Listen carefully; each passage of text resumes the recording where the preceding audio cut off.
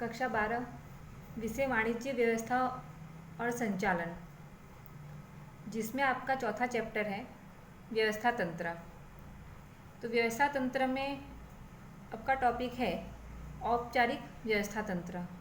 तो सबसे पहले औपचारिक व्यवस्था तंत्र में अर्थ देते हुए लिखा हुआ है कि इकाई के संचालकों के द्वारा निश्चित लक्ष्यों की प्राप्ति के लिए व्यक्ति और कार्य के मध्य संबंधों का जो विधिवत ढांचा स्थापित किया जाता है उसे औपचारिक व्यवस्था तंत्र कहते हैं। यानी कि जो भी इकाई है, जो भी पीढ़ी है, कंपनी है, उद्योग है, उसके अंदर जो संचालक होते हैं वो कोई निश्चित उद्देश्य है, जो लक्ष्य है इकाई का, उसको प्राप्त करने के लिए जो व्यक्ति वहाँ काम करते हैं वो और जो कार्य है, उन दोनों के बीच में एक ढांचा तैयार किया जाता है जिसे औपचारिक व्यवस्था तंत्र के रूप में जाना जाता है। रेखीय व्यवस्था तंत्र और कार्य अनुसार व्यवस्था तंत्र औपचारिक व्यवस्था तंत्र के प्रकार हैं कि जिसमें व्यवस्थित आकृति के द्वारा या चार्ट के द्वारा बताया जाता है कि किस संचालक अधिकारी के नीचे कौन सा व्यक्ति कार्य करेगा, उसे किस प्रकार के अधिकार दायित्व दिए जाएंगे। तो ये सारी चीज़ें औपचारिक व्यवस्था तंत्र के अंदर आती है कि पहले से निश्चित किया जाता है कि व्यक्ति को किस प्रकार का कार्य सौंपा जाना है, उसे किस प्रकार के अधिकार दिए जाने हैं। तो ये सारी चीज़ें निश्चित की जाती हैं। उसके बाद औपचारिक व्यवस्था तंत्र के लक्षण आते हैं। तो औपचारिक व्यवस्था तंत्र में पहला लक्षण है औपचारिक ढांचा।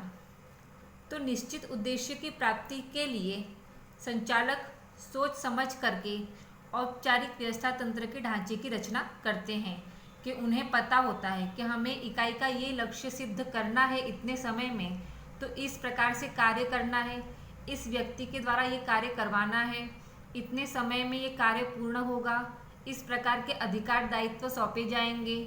तो ये सारी चीज़ें पहले से निश्चित की जाती है, रचना की जाती है। उसके बाद दूसरा पॉइंट आता है लक्षण का अपरिवर्तनशील। तो अपरिवर्तनशील में जो ये औपचारिक व्यवस्था तंत्र है ये अपरिवर्तनशील है, यानी कि इसे बदला नहीं जा सकता है। एक बार निश्चित हो जाता है, कर्मचारियों का स्थान जहाँ पे निश्चित हो जाता है तो वो फिर अपरिवर्तनशील होता है, उसमें परिवर्तन नहीं किया जाता है। तीसरा पॉइंट है उच्च से निम्न अधिकार सौंपना। तो जो अधिकार सौंपने का कार्य है वो उच्च अधिकारी निम्न अधिकारियों की तरफ सौंपते जाता है, यानी कि सबसे ज़्यादा अधिकार उच्च अधिकारी के पास होता है, उसमें से कुछ अधिकार वो अपने निचले अधिकारी को देता है, फिर वो उसमें से कुछ अधिकार अपने निचले अधिकारियों को सौंपते जाते हैं। तो ये उच्च से निम्न अधिकार सौंपना कहा जाता है। उसके बाद चौथा पॉइंट है विशाल कद। तो औपचारिक व्यवस्था तंत्र का कद विशाल होता है। निश्चित संबंध, ये औपचारिक व्यवस्था तंत्र विधिवत ढांचे के द्वारा रचना की जाती है, तो इसमें कर्मचारियों के मध्य जो संबंध होते हैं वो निश्चित होते हैं। और आखिरी लक्षण है सूचना संचार। तो औपचारिक व्यवस्था तंत्र में सूचना संचार औपचारिक मार्गों के द्वारा ही होती है और अनौपचारिक सूचना संचार का यहाँ पे कोई भी स्थान नहीं होता है। औपचारिक मार्ग यानी कि लिखित स्वरूप में सूचनाएं एक स्थान से दूसरे स्थान पे या एक कर्मचारी से दूसरे कर्मचारियों को या अधिकारियों को दी जाती है। इसमें अनौपचारिक सूचना संचार यानी कि मौखिक रूप से या बोल करके कोई व्यक्ति सूचना यहाँ से वहाँ नहीं दे सकता है। तो ये औपचारिक व्यवस्था तंत्र के लक्षण थे। उसके बाद टॉपिक आता है अनौपचारिक व्यवस्था तंत्र। तो अनौपचारिक व्यवस्था तंत्र में अर्थ दिया हुआ है कि किसी भी सोचे समझे उद्देश्य के बिना सामूहिक परिणामों में योगदान देने के लिए स्वयं रचित आंतरिक संबंधों का ढांचा अर्थात अनौपचारिक व्यवस्था तंत्र। कि कोई भी कार्य बिना सोचे समझे किया जाता हो, किसी भी प्रकार की उसमें गणना नहीं की गई हो, रचना नहीं की गई हो, लेकिन जो व्यक्ति हैं, व्यक्तियों का जो समूह है वो कार्य करते करते आपस में मित्रता भाव आ जाती है, प्रेम भाव होता है, भाईचारा भाव होता है, तो उसके द्वारा ये अनौपचारिक व्यवस्था तंत्र अस्तित्व में आता है। उसके बाद है व्यवस्था तंत्र में कार्य कर रहे व्यक्तियों के मध्य अनिवार्य रूप से अमुक विशिष्ट सामाजिक संबंधों का विकास हो जाता है, और ये संबंध व्यवस्था तंत्र में प्राकृतिक या अनौपचारिक रूप से उत्पन्न होते हैं। इन संबंधों की स्थापना नहीं की जाती है। तो यहाँ पे जो अनौपचारिक व्यवस्था तंत्र है, जब व्यक्ति समूह में कार्य करते हैं तो साथ में काम करते करते ये अनौपचारिक व्यवस्था तंत्र की रचना अपने आप ही उत्पन्न हो जाती है, अपने आप ही ये बन जाता है। इससे अनौपचारिक व्यवस्था तंत्र की कभी भी स्थापना नहीं की जाती, कोई इसका चार्ट वगैरह बनाया नहीं जाता है, कोई ढांचा तैयार नहीं किया जाता है। लेकिन ये जो आपसी संबंध होते हैं ये प्राकृतिक रूप से ही इसकी रचना हो जाती है। अनौपचारिक व्यवस्था तंत्र औपचारिक व्यवस्था तंत्र की परछाई है। औपचारिक व्यवस्था तंत्र में से ही यह उत्पन्न होता है। ये बात याद रखनी है कि जब औपचारिक व्यवस्था तंत्र की रचना की जाती है, जब व्यक्तियों के समूह, कर्मचारियों के समूह निश्चित किए जाते हैं कि ये 100 कर्मचारी हैं, इस प्रोजेक्ट पे काम करेंगे, ये वाला कार्य करेंगे, तो वो कार्य करते करते आपस में उनका मित्रता भाव हो जाता है कि 6 महीने प्रोजेक्ट चलना है, तो सुबह से शाम तक साथ में काम करते करते मित्र बन जाते हैं। फिर उस भाईचारे के भाव से कभी कोई व्यक्ति नहीं आता है तो वो खुद से अपना काम, उसका काम करके देता है। तो ये सारी चीज़ें अपने आप ही उत्पन्न होने लग जाती है। तो जब औपचारिक व्यवस्था तंत्र की रचना की जाती है तो उसमें से अनौपचारिक व्यवस्था तंत्र अपने आप ही उत्पन्न हो जाता है। लक्षण दिया हुआ है, जिसमें पहला लक्षण है अनौपचारिक ढांचा। तो जैसे पहले बताया था कि इसमें ढांचे की रचना नहीं की जाती है, ये आंतरिक संबंधों से ही उत्पन्न होता है। साथ में काम करने वाले कर्मचारी के मध्य समान लक्ष्य की प्राप्ति के लिए प्राकृतिक रूप से इस ढांचे की रचना हो जाती है। साथ में काम करते करते इस ढांचे की रचना हो जाती है। दूसरा पॉइंट है मानव व्यवहार पर आधारित।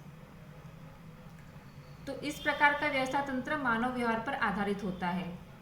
जैसे एक समान के मनोभाव व्यक्ति होंगे, रुचि एक जैसी होगी, मूल्य, शौक, आदत व्यक्ति साथ में काम करते हैं, तो ये अनौपचारिक व्यवस्था तंत्र की रचना हो जाती है। कि अगर एक समूह में अगर 10 व्यक्ति हैं, उसमें से 3-4 व्यक्ति इस प्रकार के हैं कि जिनकी शौक, आदतें एक ही प्रकार का है, तो वो काम करते करते मित्र बन जाते हैं। तो वहाँ पे अनौपचारिक व्यवस्था तंत्र अपने आप स्थापित हो जाता है। कहीं पे 3-4 व्यक्ति इस प्रकार के हों उसमें ग्रुप में कि जिनके जो व्यवहार है वो एक समान है, उनका आचरण एक समान हो, तो वो आपस में मित्र बन जाते हैं कार्य करते करते। तो वहाँ भी अनौपचारिक व्यवस्था तंत्र की रचना हो जाती है। तो इस प्रकार ये मानव व्यवहार पर आधारित व्यवस्था तंत्र है। तीसरा, परिवर्तनशील। अनौपचारिक व्यवस्था तंत्र संपूर्ण रूप से परिवर्तनशील होता है, क्योंकि कर्मचारी कार्य करने के लिए एक विभाग से दूसरे विभाग में जाते रहते हैं। तो जहाँ कर्मचारी समूह में कार्य करते रहते हैं वहाँ पे मित्रता होती रहती है, और वहाँ मित्रता के कारण ये अनौपचारिक व्यवस्था तंत्र उत्पन्न होता रहता है। सर्वव्यापी। तो अनौपचारिक व्यवस्था तंत्र ये सर्वव्यापी है, जो कि सिर्फ उद्योग में ही नहीं बल्कि जहाँ भी समान हित होगा और जहाँ पे मूल्य वाली प्रवृत्ति, जहाँ मानवीय प्रवृत्तियाँ होंगी कि समूह में लोग काम करते होंगे काफ़ी दिनों तक, तो वहाँ अपने आप ये अनौपचारिक व्यवस्था तंत्र की रचना हो जाती है। उसके बाद है लघु आकार। तो ज़्यादातर अनौपचारिक व्यवस्था तंत्र का आकार छोटा होता है, क्योंकि यह व्यक्तिगत संबंधों पर आधारित होता है। यह सदस्यों के बीच की आंतरिक प्रक्रिया का परिणाम है। संख्या में बहुत सारे समूह होते हैं परंतु आकार में बहुत छोटे प्रकार का व्यवस्था तंत्र है। कि अगर कोई प्रोजेक्ट है जिसमें 100 कर्मचारी एक साथ काम कर रहे होंगे, तो वहाँ पर 10 लोग होंगे जो मित्र बन करके एक साथ काम करते हैं, 100 के 100 एक साथ मित्र बन जाएंगे, तो ये आवश्यक नहीं है। तो इस प्रकार लघु आकार इसका जरूरी है। उसके बाद आता है नियंत्रण का अभाव। अनौपचारिक व्यवस्था तंत्र में कर्मचारियों की व्यवस्था का विधिवत रूप से कोई नियंत्रण नहीं रखा जा सकता है। व्यक्ति स्वेच्छा से अपना तथा सहकर्मी का कार्य करता है। जहाँ पर भी ये अनौपचारिक व्यवस्था तंत्र उत्पन्न होता है वहाँ पे किसी प्रकार का नियंत्रण या अंकुश नहीं रखा जाता है। जो भी कर्मचारी होंगे वो भाईचारे की भावना से, मित्रता की भावना से दूसरे सहकर्मी का कार्य कर देते हैं, वहाँ नियंत्रण की आवश्यकता नहीं पड़ती है। और उसके बाद 8वां पॉइंट है औपचारिक व्यवस्था तंत्र का पूरक। जहाँ पर भी औपचारिक व्यवस्था तंत्र की रचना की जाती है वहाँ पे अपने आप ये अनौपचारिक व्यवस्था तंत्र उत्पन्न होता है। आधुनिक समय में व्यवस्था तंत्र के महत्व में वृद्धि हुई है। अब ज़्यादातर इकाइयों में, कंपनियों में अनौपचारिक व्यवस्था तंत्र को अपनाया जाने लग गया है।